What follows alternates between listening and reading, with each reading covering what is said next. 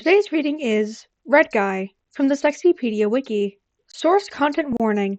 While not covered in this entry, the source material deals with potentially disturbing subject matter. If you find it interesting, but are disturbed by the following topics: gore, body horror, psychological horror, existential horror, blood, harsh/loud noises, implied child abuse, death, and more, please check an in-depth list of content warnings, the wiki recommends doesthedogdie.com, before interacting with it and proceed with caution.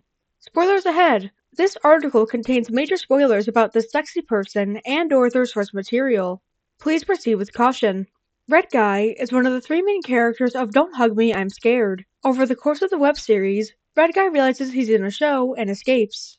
His class is Tiamat, his main alias is Harry, his fanon name, and his source is Don't Hug Me, I'm Scared. Basic information. Red Guy, or as fans like to call him, Harry, as a reference to the fact that he is Harry, or as a reference to other famous British guys named Harry. He is one of the three students in Don't Hug Me, I'm Scared. He is shown to be disinterested in the teacher's lessons, as shown in episodes 1 and 2.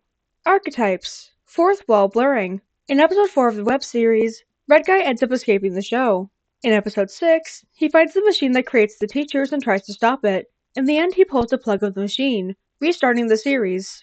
Angst. In episode 5 of the television series, Red Guy tries to leave the house with Yellow Guy and Duck in an attempt to be free of the teachers constantly torturing them.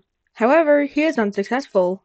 British. Since Don't Hug Me, I'm Scared is made in the United Kingdom, a majority of characters, including Red Guy, have British accents.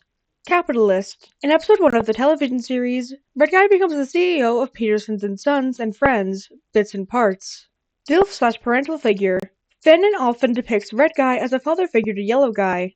In episode 3 of the television series, he argues that he's the dad of the group.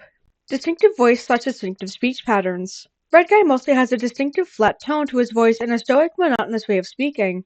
However, the TV show gave him the occasional trait of suddenly raising his voice or straight up yelling when he's angry and/or stressed. Monster features. He looks like a big spaghetti monster and has creepy humanoid cricket teeth underneath all that facial string. Non-human. Red Guy is a red string monster, I guess. Quotable catchphrases. Both, that sounds really boring, and I wonder what will happen. The former was said by Red Guy in the first episode in response to Sketchbook using her hair to express herself, and by a different red person in response to Red Guy's file performance in episode 6. The latter was said twice by Red Guy as expressions of his curiosity.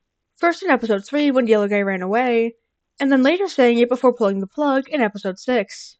Suit Guy. While the majority of times Red Guy doesn't wear any clothes, when he does, he often wears a suit.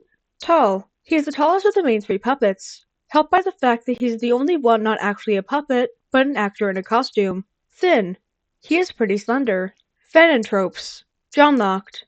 With the rise of the TV series, multiple people have started shipping him with Duck Most, which the fandom calls Fluffy Duck/Fluffy Bird. This ship is mainly supported by an exchange from episode 6. I wouldn't mind looking at the house again. Maybe looking at you. Really? You like looking at me? Yeah. I suppose I do. Well, I like looking at you too. White twink humanization. During the early fandom, it was popular to humanize Red Guy as a white young guy with long red hair. Nowadays, however, that's mostly died out, with the majority of Red Guy humanizations being black. Fanon. In the fandom, Red Guy is the most popular of the students for being the most relatable and humorous of the three. After the release of episode 5, his popularity expanded as his escape and whereabouts became theory fuel. After the show came out, Red Guy became even more popular, overshadowing even the other fandom darling, Tony. This was helped by the fact that in episode 1, he became the CEO of Petersons and Sons and Friends Bits and Parts, leading him to spend most of the episode in a nice suit and bossing people around. Then episode 2 reveals he has pretty freaky teeth under his strings, appealing to people who liked more creepy-looking characters and leading to fan artists depicting his teeth in a more endearing or even straight-up sexy ways. Then he dressed up in a full denim outfit in episode 4, and after that, episode 5 cranked up his angsty traits by showing how desperate he is to escape the house where he and his friends are constantly tortured. And finally, episode 6 had him have a sweet moment with Duck where he admitted that he likes looking at him, leading to people shipping the two. Needless to say, Show did a great job of drawing in more fans of this already pretty well-liked character, and people are clearly having fun with him. Good for them.